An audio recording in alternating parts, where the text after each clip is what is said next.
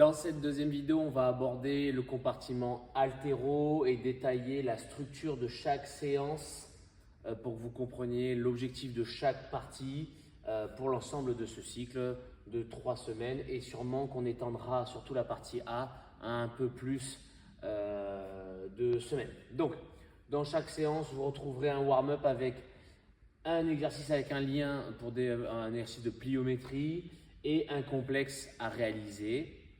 La structure elle est simple, vous démarrez au PVC, évidemment en amont, vous vous échauffez les articulations, vous faites la toute petite pliométrie, des petits sauts, pieds joints, jambes tendues, etc. histoire de réveiller un petit peu le corps. Vous pouvez même faire quelques ergos ou autre chose.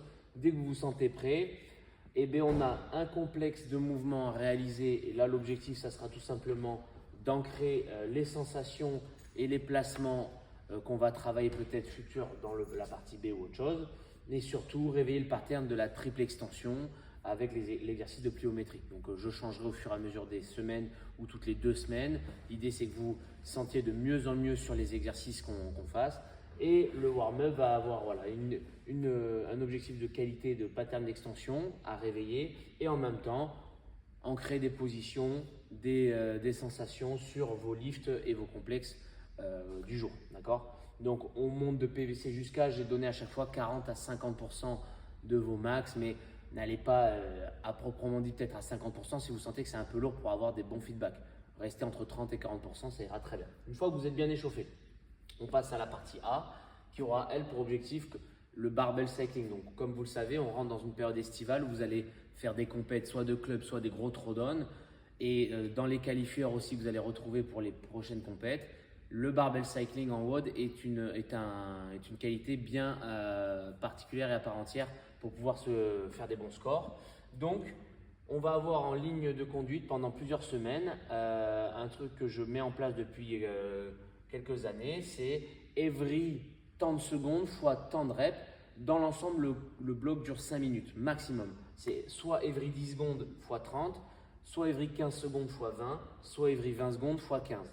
Là, nous, on va bosser sur du every 15 secondes x 20, ce qui fait 5 minutes de travail, mais ce qui permet quand même d'avoir pas une grosse dimension cardiaque, puisque every 10 secondes, je vous assure, quand on soulève du modéré lourd, ça devient très très vite challenging. On y viendra, mais pas tout de suite. Je veux que ça reste quand même moins cardiaque et qu'on puisse se faire un focus sur des bonnes sensations, sur des power snatch ou power clean et 20 reps qui vont avoir pour but d'activer vraiment le système nerveux, puisque la barre est modérée, elle n'est pas lourde, c'est pas un 20 fois le plus lourd possible.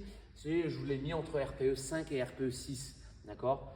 L'objectif, c'est de se développer au fur et à mesure des semaines votre cycling modéré à lourd, parce qu'il y aura des semaines où on testera plus le max qu'on peut mettre sur ça et on diminuera l'intensité là. Mais dans l'ensemble, en semaine 1 et 2 en général, c'est plutôt modéré là et le prime work, il est là. D'accord ?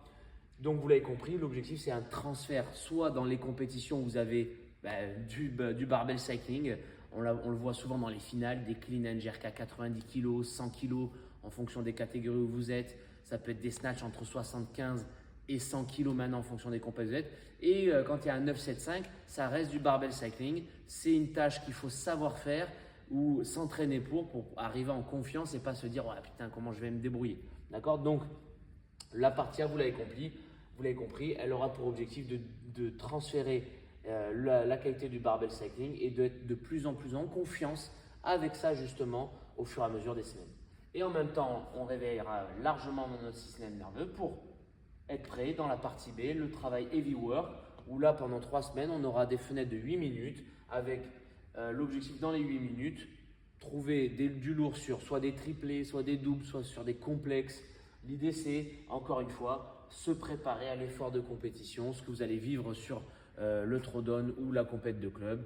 Il y a très souvent un test de max, soit de simple, soit de double, soit de reps qui vont tester des complexes avec le grip ou autre chose.